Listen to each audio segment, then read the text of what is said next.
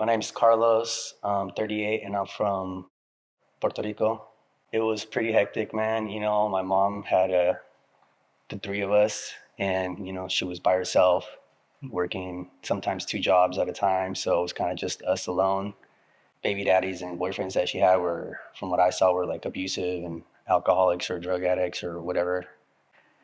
I wasn't able to see her whenever she passed. I was kind of doing my own thing, drinking, partying, and fighting, and just thinking I'm way bigger than I am. I was driving I think at that point I was driving a Jaguar.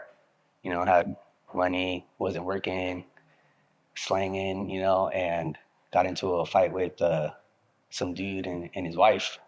Anytime I got a chance to like get into a fight, I feel like that's where I would take my anger out on. I remember you inviting me to church for like a solid year or so, and I never went. And then eventually one day you just told me, like, you're going to church tomorrow, bro. And I was like, all right, I'll go.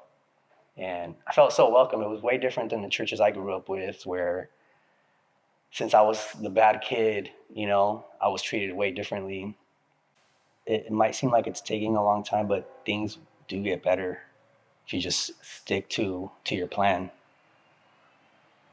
Productive members of society, going to work every day is like something we all have to do. It's just so used to selling, waking up at noon, just jumping on my phone a couple times, and like, not gonna lie, like the first time I got my paycheck, I saw how small it was. I was getting paid minimum wage, right? And plus I have to miss a lot of days because of court and have to leave early for rehab, just stuff like that, And I saw how small it was. I was like, dude, like I could get this money right here and flip it so fast.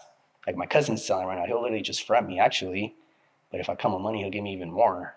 And just thinking like I could have made that amount of money in like a phone call, just sitting at home doing nothing. And I was like, nope, that's like my addiction right there, trying to rope me back into that life.